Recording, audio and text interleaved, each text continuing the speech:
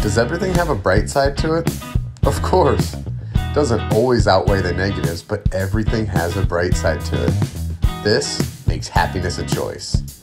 And here we say that the discipline of being happy is the ultimate discipline. With that said, welcome to the Ultimate Discipline Podcast, where we meet with people who are practitioners of this exact discipline, and we hear their cool stories of cultivating happiness through challenges in their life. I am your host, Sean Greenspan. Let's get to it. Guys, thanks for coming on to the happiness discipline. It's actually funny that this is the first time we're meeting in person, but I kind of like that. I kind of feel like it makes more of a natural curiosity in the podcast. Absolutely. First time conversations. Yeah, right. Like, there's just different energy in person. So I'm glad we got to make it happen. So for those that don't know, I had the chance to work with Jourdan and Ari. They're clients of Greenspan Consulting. They have an awesome company called Evo Hemp. And that is actually kind of where I want to start this conversation is I want to hear how you guys got started with Evo Hemp, but more importantly, like why I actually want to start with why you guys decided to start a business in general.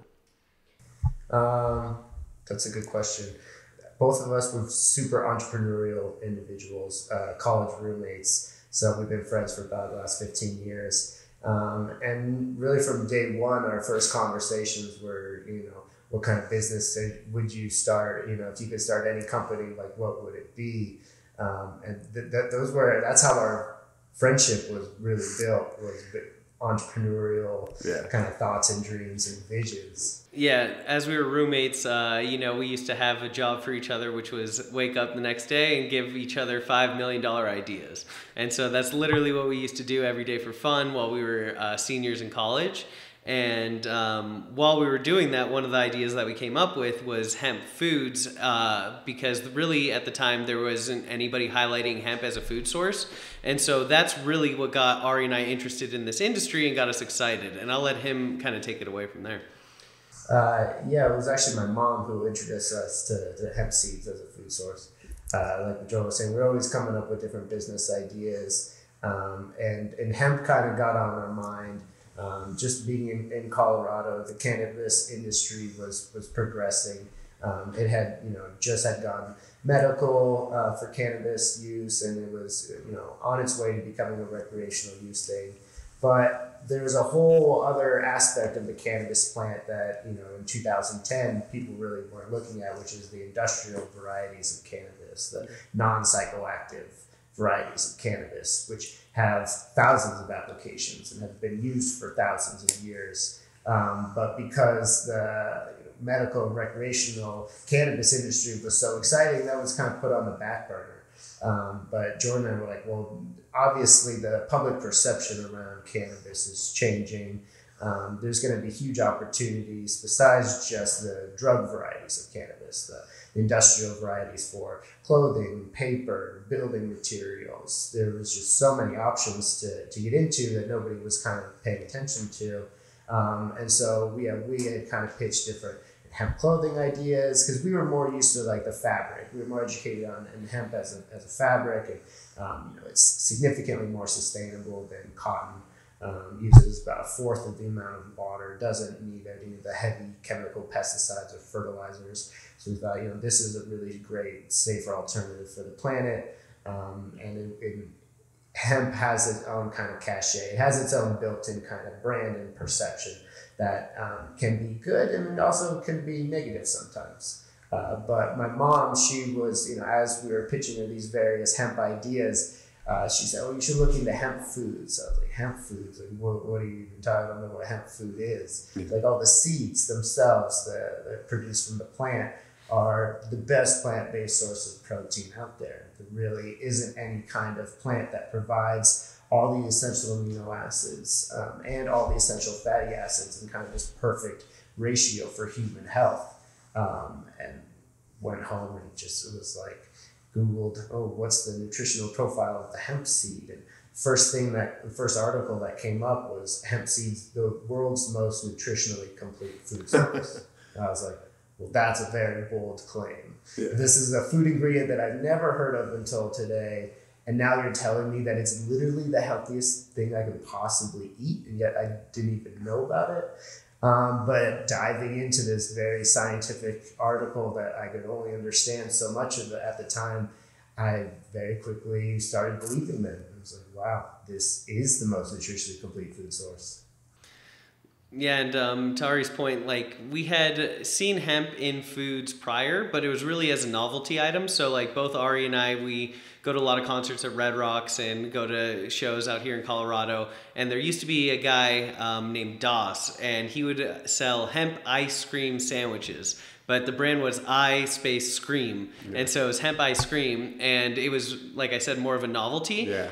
But he was really our first introduction to hemp foods, and it tasted really good. And so Ari and I, we learned about this education. We'd seen it once as a food product, and we were like, all right, I think this is something that could be a lot bigger. And that's what started us just working in the kitchen and making nutrition bars.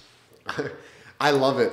Even going back to like the fact that you guys are challenging each other with like $5 million ideas. It's funny.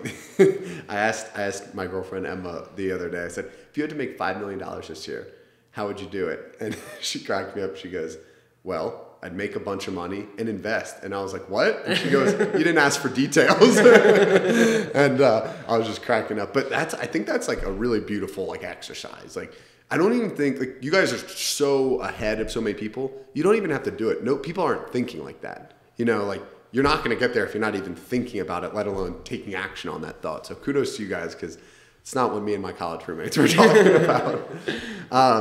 But cool. So hemp. I was introduced from hemp seeds. My best friend Marty Hine, his mom shopped at Trader Joe's and got this little green bag of hemp seeds.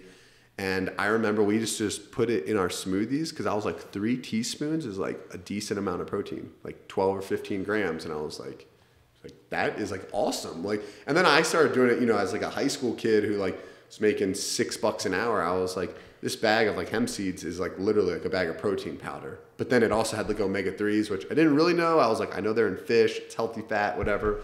Talk to me a little bit more. Now I know more about it, but I want to hear from your guys' standpoint. Complete protein stack or amino acid stack. I don't think a lot of people understand the value of that in a plant.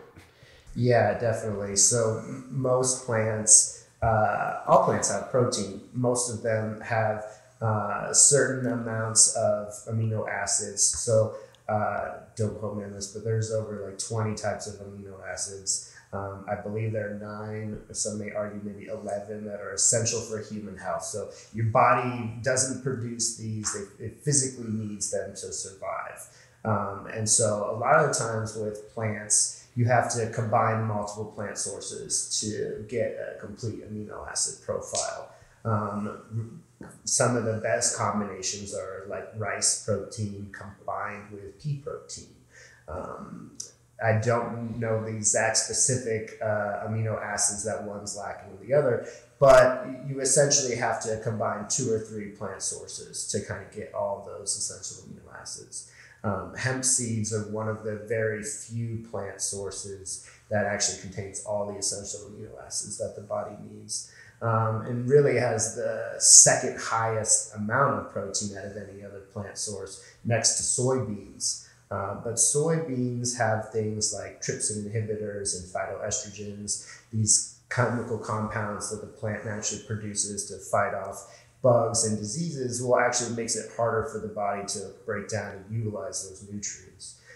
Hemp seeds don't have any of these inhibiting compounds. So in fact, it's actually the most bioavailable plant protein out there. It's about 98-99% bioavailability.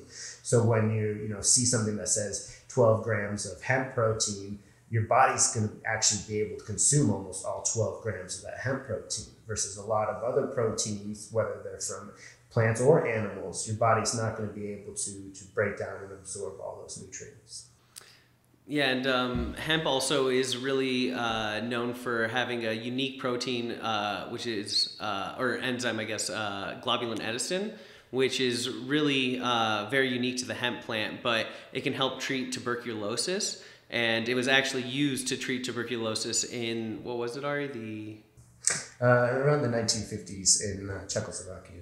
Yep, and so hemp is unique to having that property, and so it's really great for helping heal the body as well. Yeah, it's a type of protein called globulin edestin. These are proteins that are found in the bloodstream. So globulin proteins or globular proteins are proteins that are found in the bloodstream, and they are what's transporting all of your other vital nutrients throughout the body. A lot of the times the body has to produce these globulin proteins on its own. Very few plant sources actually provide these globular proteins on its own. About 65% of hemp's protein is this globular protein. And what it's doing is what Jourdan was saying, it essentially is providing the building blocks for your immune system, these antibodies for your immune system.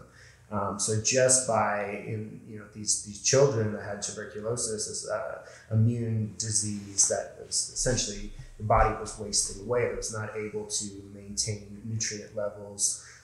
Just by consuming hemp seeds, it was a mixture of like oats and hemp, kind of in an oatmeal type paste. And they would feed these children this hemp and oat paste multiple times throughout the day. And just the hemp and oats on its own was enough to provide the antibodies to fight off the disease. And within a few months, these kids were able to go home just from eating hemp and oatmeal. That's I mean, it's an amazing story. I also just think about like how oftentimes like plants are the solution, or just natural things in general. This is where I'm gonna need to like shut my brain down, because this is like something I can go on a tangent forever. Like I just think sunlight, movement of the body, like all these things, we just confuse them because they're not all things are easy to commercialize, and like if something's not easy to commercialize, someone else is gonna like push some more information at you that might be a little easier. So fast forward a little, we have Evo Hemp now, company that makes protein powder, seeds, bars with that protein in it. Before we dive into kind of like where Evo Hemp is today, I'd love to hear a little more about the backside of Evo Hemp, about like where the hemp's coming from, the farmers you guys have worked with, things like that. Because that to me is like right when TJ connected us and I looked into your guys' company, I was like, these are some guys I can work with just from hearing that. So I'd love you guys to share that story. Yeah, absolutely. So Evo Hemp, when we started the company, like Ari mentioned, it really started with us learning about the health benefits of hemp as a food source. Additionally, we also were learning that farmers, when growing hemp, can earn 3 to 4 times the income when compared to soy, wheat, or corn. So it was a big mission of ours to get hemp legalized in the United States. At the time when we started the company, growing hemp wasn't even legal here in the US. So one of the big missions of Evo Hemp and for Ari and myself was to not only get hemp legalized here in the United States, but also to source all our hemp from United States farmers. So that's something that we had been working on since the inception of the company, lobbying not only our local government, but also federal government to get it ultimately legalized for production and sourcing. And we were actually the first company in the United States to source all of our hemp from the United States. Yeah, it was, when we first learned about the farmers up in Canada earning 4 to 6 times the amount of income per acre than our farmers here in the States, growing those traditional crops. But yet you could still buy the hemp here in the US. So this was super strange. So we started lobbying the federal government. We'd go up to Capitol Hill, we were sampling the product. And there was, I believe he was a senator out of Oregon. I'm blanking on his name. But he was speaking in front of Congress and all these folks in DC, and he was saying how he was shopping his local Costco, and he found a bag of like hemp seeds like at Costco. And he thought, wait, this is strange. Like, isn't hemp like cannabis? Isn't cannabis illegal? Like, how is Costco selling cannabis seeds like in the grocery store? So he went home and just kind of did some research and was also very confused to find out that yet it was still very illegal to grow hemp here in the United States, but we could bring it in from Canada, China, Europe. You could import them, but the farmers here couldn't grow them. So, yeah, and that became the reason for that. The reason they made it illegal was they said you could not identify a hemp seed from a cannabis seed, and so that was the reason you can't grow any hemp in the United States.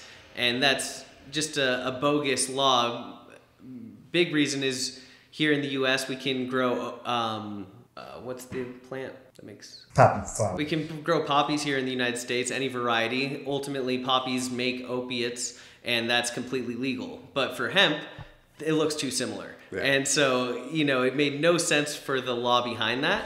However, that was their reasoning. And so that was the big lobby push for Evo Hemp and for U.S. Supporters was, let's prove that it's something that's legal to cultivate. There's enough benefits behind it. Let's get this legalized. Well, it had to be because they want people making soy, corn, and wheat. So there's anything that they could find out. That's just, it's crazy, and I'm not even bad talking our government, but it is just crazy, when you actually take a look into things, what's going on under the hood in a lot of cases.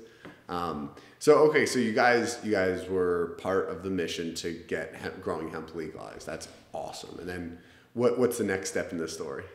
Well, in 2014, when our current governor of Colorado, Jared Polis, and a number of people on a federal level helped get a farming bill passed that started allowing individual states to create their own pilot programs, essentially, to start growing hemp.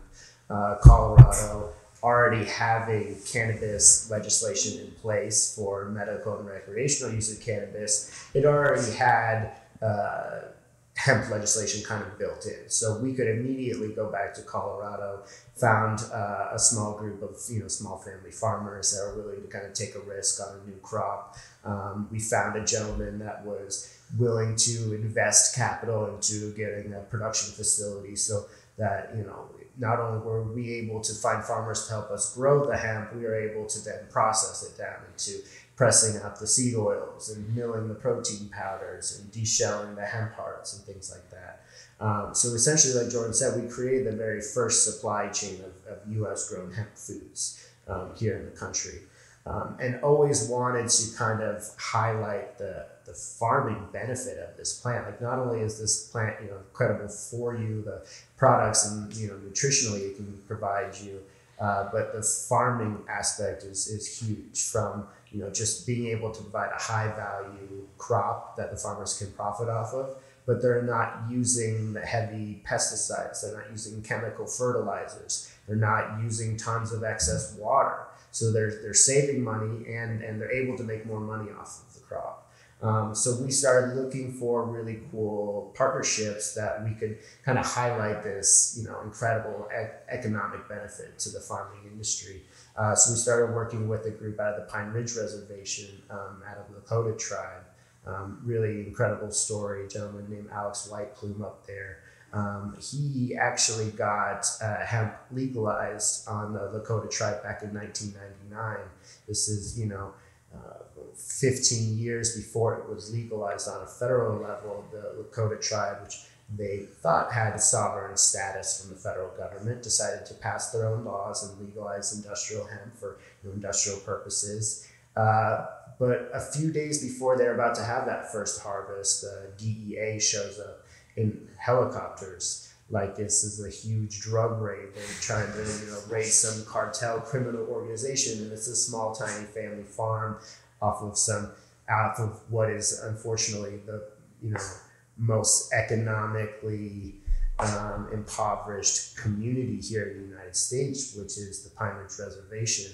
And the DEA took the crops, burned down the fields, set fire to some structures, and essentially was like, if we catch you doing this again, we're going to throw you in prison, regardless of their quote sovereign status from the federal government.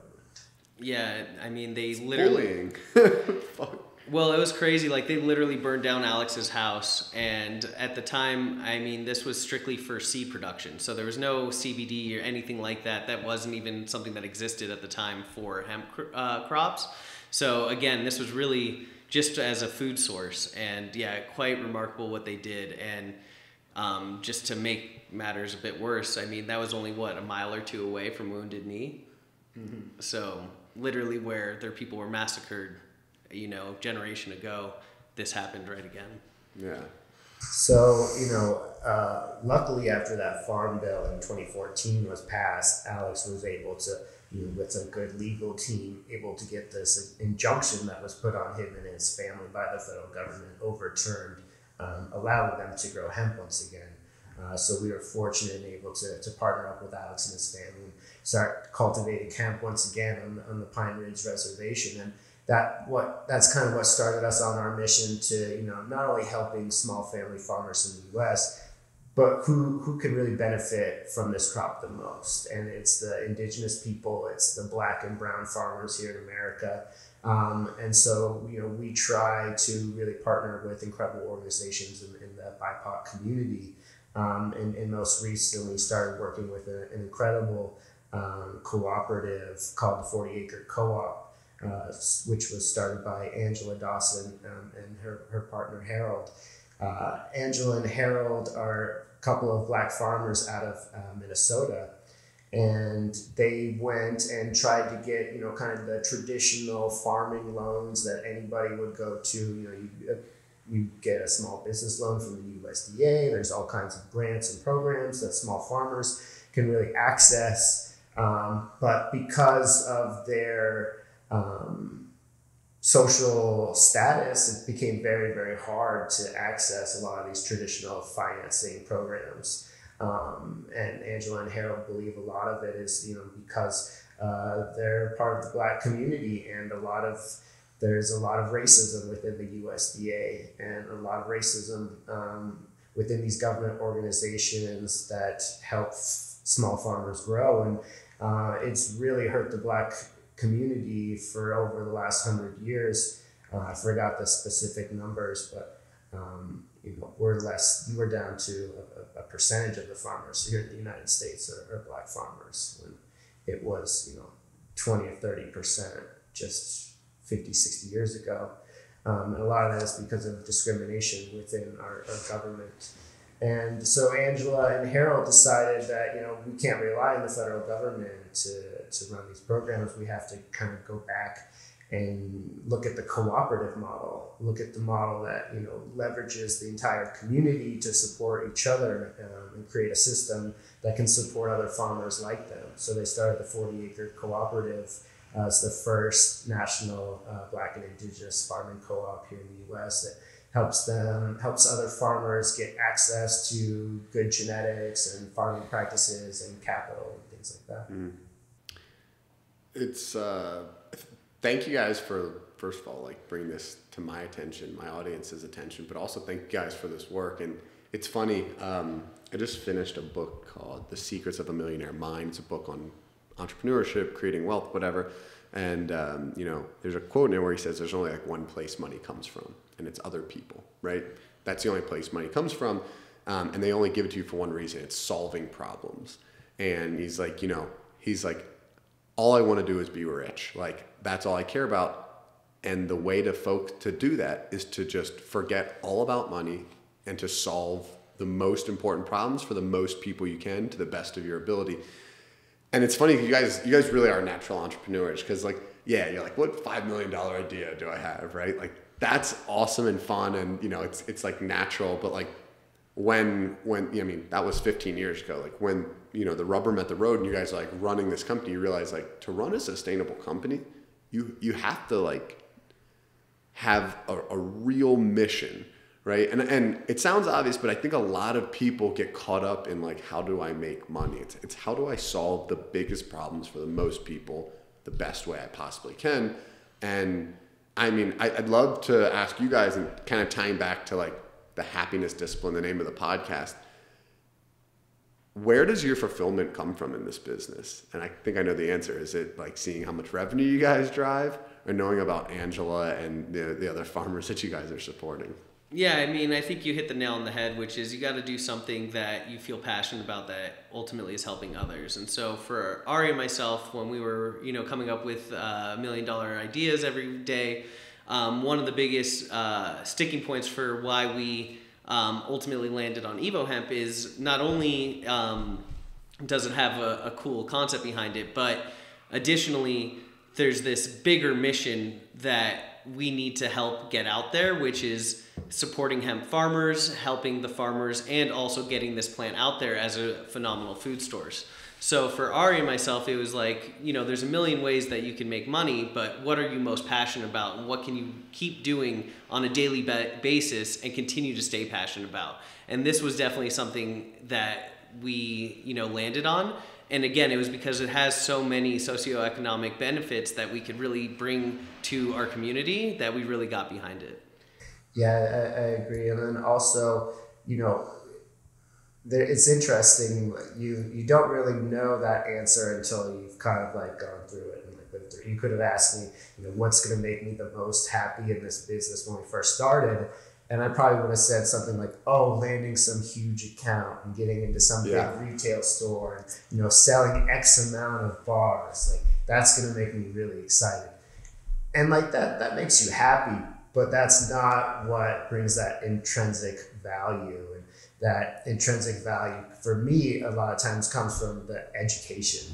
It really is just because I was so blown away when I first learned about hemp seeds and was just kind of shocked that this wasn't just like common knowledge everywhere that, people eat hemp. It's like, isn't that the best when you learn something amazing? You're like, wait, everyone doesn't know this? Like, exactly. you just want to start screaming it like.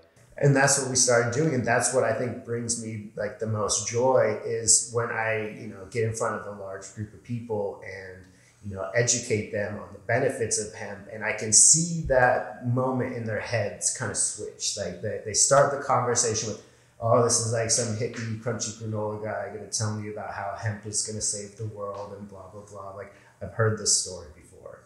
But then when they hear like the details and the facts about children being cured from tuberculosis from eating hemp seeds, or about a group of like farmers here in the U.S. like changing their lives around with this crop, where they were about to go bankrupt and sell their farm, and now it's like a whole new look on life from this one plant that people just have kind of ignored for the last 100 years. Yeah, I mean, I like in the back of my mind, like while I'm listening to this, I'm already thinking about like how much content can I put out from this? Who can I send? I've started working with one of Dr. Zach Bush's companies, Ion, and he has another company called like Farmer's Footprint, and he's basically trying to get more people growing, right? And there's a problem. Like when you think about a farmer, you're thinking like, someone that's growing corn, which is not necessarily healthy, used for shit, and they're not making a lot of money. Who wants to be a farmer if that's your picture? So like even just like putting stories out there about people making healthy food, making decent living for their family, like that right there is a beautiful service that like I'm just happy to be listening to it on this end and sharing it with my audience. And I'm trying to think about like how do we get this out to more people, right? Because it's a very important message on there's the nutritional value of it, which is one thing, but I'm deeply passionate about like helping the environment, helping people, provide for their family. Like those two things will solve a lot of problems in this country if we can get more people doing it. And we can. I mean, there's the demand. Absolutely. It's very interesting to watch, traditional farmers make the switch to hemp. So like, for instance, Ari and I worked with a family farm in northern Colorado that traditionally did dairy forever. And then like 2017, 2018, they switched over to CBD production. And, for them, it was something that they looked at as a profitability standpoint. But as they started working with the plant and seeing the benefits of it, slowly their entire family stopped using Advil completely. They use CBD for any inflammation they have, and they really can see the benefits of this plant, not only economically, but also, with their bodies, which is really cool to see. Yeah, I mean, I wasn't even thinking about the CBD side, but like, having an anti-inflammation tool, let's call it, that doesn't have like repercussions. I mean, that's amazing, right? Like, like Advil is not good for your stomach. Totally. And other things, but that's super cool. Talk to me about this documentary you guys were on that we've chopped up some clips from. Yeah, so back in, what was it, 2017? 17 and 18. Yeah, a gentleman approached Jourdan and I. His name's Josh Hyde. Shout out to Josh. He approached us about doing a documentary in the hemp industry, specifically in Colorado. It was a super interesting time in Colorado because probably 65-70% of all the hemp production was going on here. And it was kind of the testing grounds for not only new legislation, but also like new technologies around hemp. So he wanted to kind of get an inside look into the hemp industry. So we started working kind of closely with Josh, traveling around the country, visiting hemp farmers, going and talking to legislators that were in the middle of kind of crafting these bills that had huge impacts on people's livelihoods and that were constantly evolving and changing. So it was super interesting to kind of get a little bit insight into all aspects of the hemp industry, not only from like Jourdan and I's perspective as far as research and development of new products, creating supply chains, dealing with the bottlenecks of brand new supply chains that didn't exist just a few years ago. So yeah, we were super fortunate in being able to kind of share that story with everyone in a very unique time as far as new industries go. Yeah, and I would say not only does it show an interesting light on the farmer aspect and then also from the manufacturing aspect, it also sheds light on just the legality issues that we're constantly having to overcome. Like I remember in the video there was, we had like 7 or 8 packages held at FedEx because it said Evo Hemp as the brand, but it was nutrition bars. It literally was for Costco for road shows that we were doing in Northern California. Well, that product was there for over 3 months before it got released. And literally nutrition bars. Yeah. So just things like that where it's like, you wouldn't really think that food companies are having to deal with that, but literally just because it has the name hemp in it, there's an entire new avenue of hurdles that we have to overcome strictly for that. Are you guys familiar with like the history of like hemp laws and like when it got outsourced or when it got like when it became illegal? Because like it was legal for a while. Like I remember like hearing things about it. I'd love to hear from you guys on that. Yeah. So hemp, you really have to look. The reason why it was banned is because in around the turn of the 20th century, Popular Mechanics came out with an article that said, I think this was in around 1910, it said hemp, the next $1 billion crop.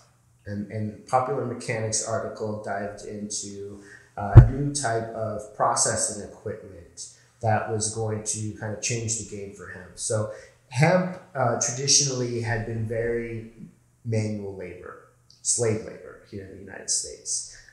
That's how the majority of hemp was processed for. Sales for the military was used for clothing. So the fabric had been a part of this country since the British came over. Yeah, just to that point, you used to be able to pay your taxes with hemp in the United States. Like when George Washington was president, you could literally bring in a bale of hemp and that would be your taxes to the U.S. government. But it was, it was very labor intensive. And so when the cotton gin came about, it made cotton significantly cheaper and easier to produce at scale than hemp. So we saw, less and less hemp being produced in the United States. Also, paper, pulp production in trees, became a very, very big business. So it was a gentleman named Henry Anslinger, who was, I believe, the largest controller of paper products here in the United States. And they had huge, massive mills that would mill trees into paper products. This was around the time, around 1910, new technology came out called the hemp decorticator.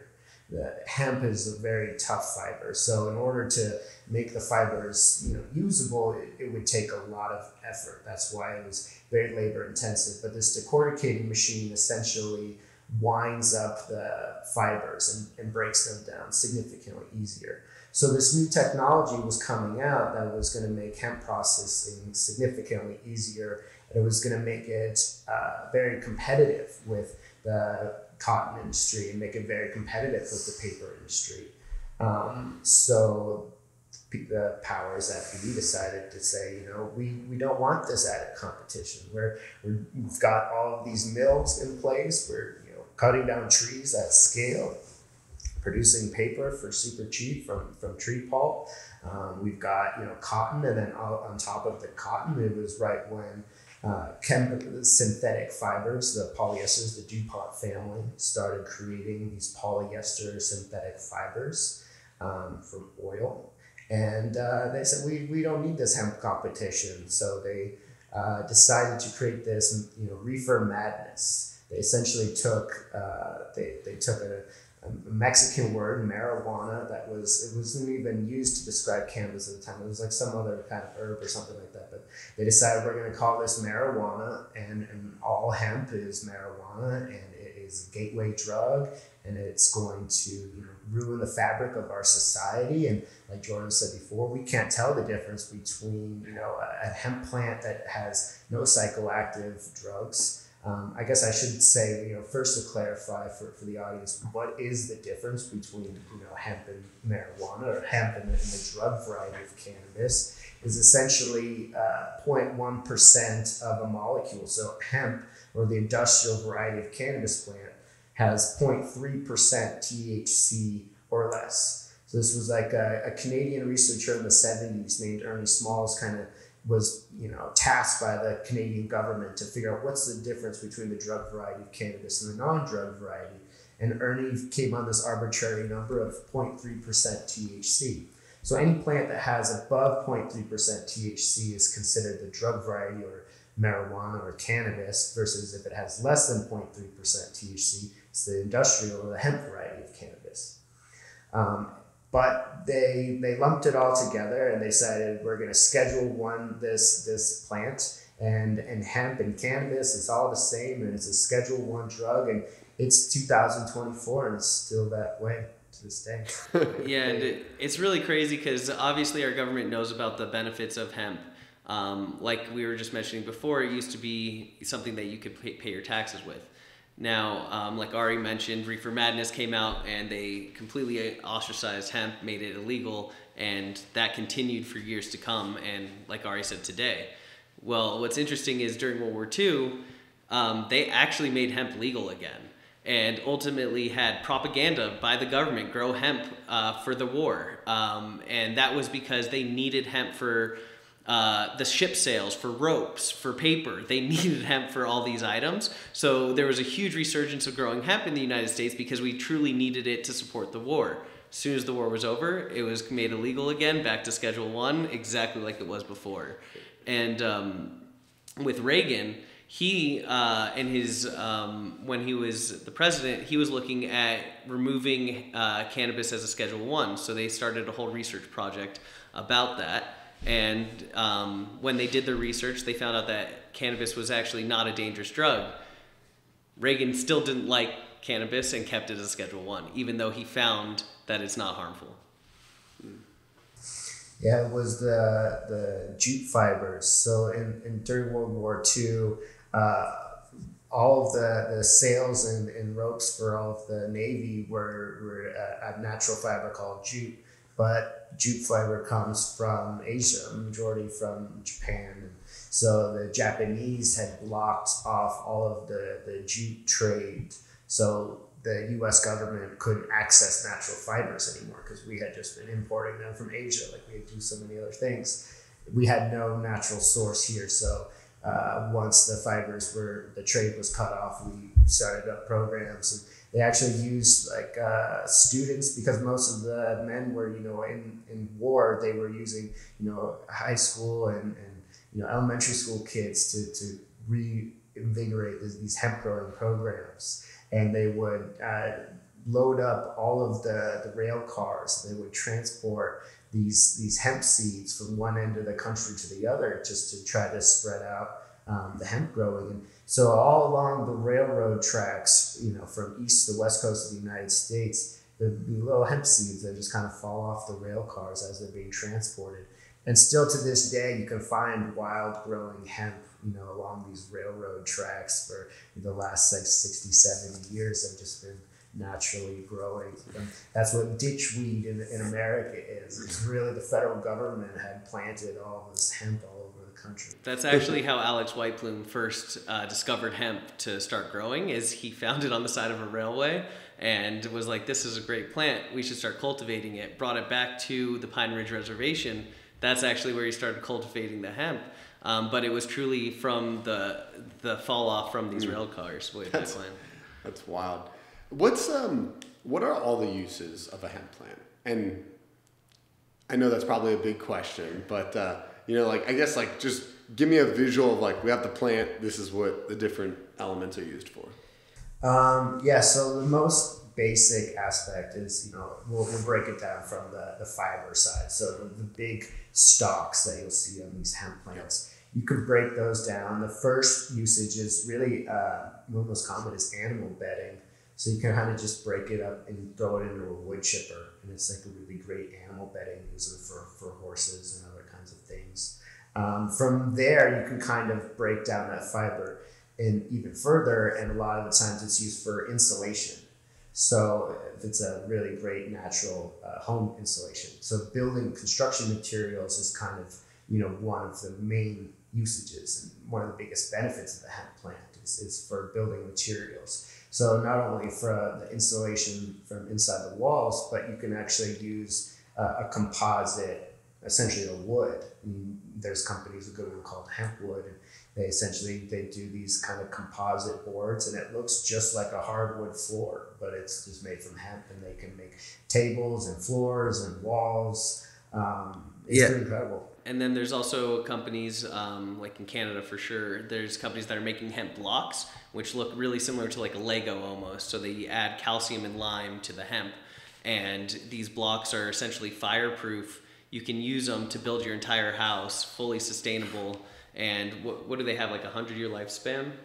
At least. It's called hempcrete is kind of the common. Hempcrete. Yep, totally. So they make hempcrete out of just, like I said, calcium, lime, and hemp blended together, and it makes this super insulated material, but also fireproof material. You can literally put a blowtorch to it and nothing will happen. So then, of course, it's a very interesting plant. That's why that's a loaded question. It'd be easier to say, what can't I make out of hemp? Because you can make plastics. They do really great.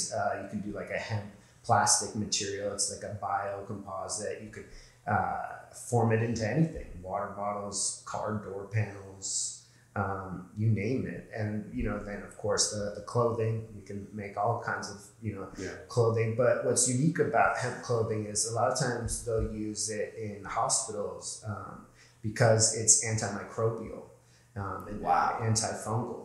So they'll use for like hospital gowns. Even like to this day, I believe it's the Chinese military. Still, all of the military uniforms are all made with hemp because of these antimicrobial, antifungal properties. They survive in all kinds of harsh elements. Once you get past, the building and the clothing and the plastics, you can utilize the oils from, either the seed or just the oils from the plant biomass in general, and use that to fuel anything. It's a biofuel, so you can fuel cars with it. Yeah, it's actually like what's really cool is if you watch any videos online showing hemp gas running through an engine and then cleaning out the engine after. It's a very clean fuel. It doesn't leave any gunk, any residue in your engine. It'll actually flow out clear afterwards. So I know we all think like gas is really dirty and it makes everything dirty, but that's just the quality of the fuel we're using initially. And so hemp is actually like one of the cleanest alternatives, and you can truly see that in whatever you run the fuel through. That'll be the next Tesla running off hemp. Yeah, exactly. But yeah, no, it's a really cool plant for the fuel as well. So then after the stalk, what are other elements that you can use the plant for? So the leaves themselves are actually super nutritious. So you don't really eat the stalk of the plant, but you eat the leaves, just like it'd be like kale, it's a fibrous leaf. You could juice it. It has like a really great nutritional profile in the juice. The flower of the plant itself is extracted. You can take out the essential oils from the plant, and that's where you'll find the cannabinoids, so CBD. Incredible variety of terpenes that have all kinds of therapeutic effects themselves. The seeds, of course, are incredible source of plant-based protein and healthy fats, fiber and minerals. What am I missing? I think that covers the most of it, but just going back to the clothing, hemp, beyond its antimicrobial aspects, it's also just one of the strongest fibers out there on the planet, so it's extremely tough. It's very hard to tear, and you can actually find, like, there were mummies in India that the queen was wrapped in hemp clothing, and when they found her, all the hemp fiber was actually still intact. So it's remarkable. Yeah, it's really cool. Do you guys know a hemp company I can invest into? You guys are getting me stoked about this. That's awesome. Well, before we wrap up, I just want to give me the full profile line of products that you guys have today that you guys are obviously using hemp for. We first started off with nutrition bars. We really landed on these nutrition bars because doing all this research, you have this incredibly nutrient dense food source. Protein bars or nutrition bars are really just, you're trying to get as much nutrients packed in a small wrapper as possible. There's really no better ingredient in a nutrition bar than hemp seeds. So the protein or nutrition bars are definitely our first and favorite products. From there, the shelled hemp seeds are probably my second favorite. So the industry calls them hemp hearts or hemp nuts or shelled seeds. It's similar to like a sunflower seed. The hemp seed has that kind of inside kernel to it that has the majority of the nutritional content in it. So we crack that outer shell using a dehuller, separate out the shells from the heart or the nut of the seed. Those are amazing in smoothies and pastas and cereals and yogurts, and really it's an incredibly versatile food that you're just trying to get. I put them on everything. I make PB banana honeys when I go skiing. Just put them right on there. I put them in my smoothies every day. I put them on salads, avocado toast, just anything that I can touch.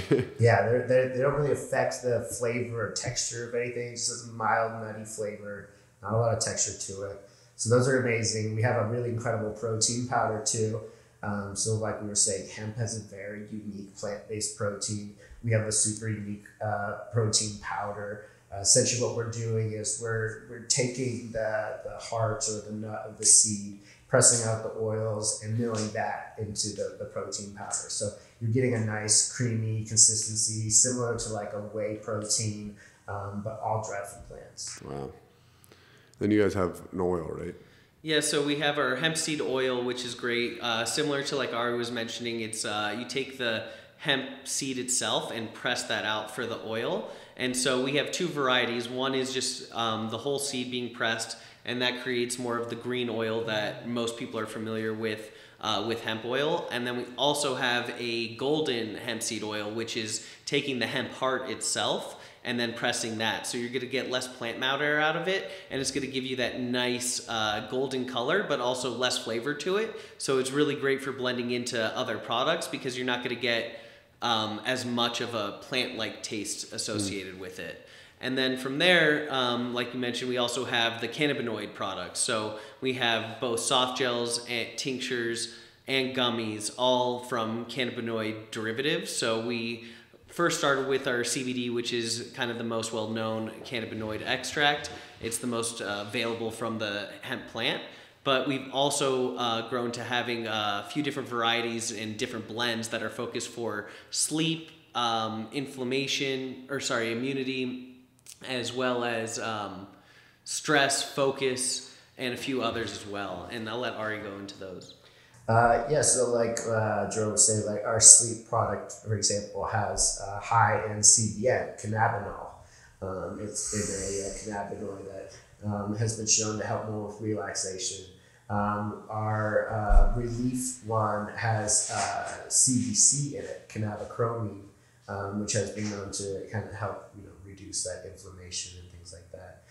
The immune one is super unique. It has a combination of CBDA, which is all cannabinoids have what's called a carboxylic acid on it, not to get too nerdy, but CBD always in the plant starts out as CBDA. And then once it is either hit with temperature or a chemical change, it will lose that carboxylic acid molecule.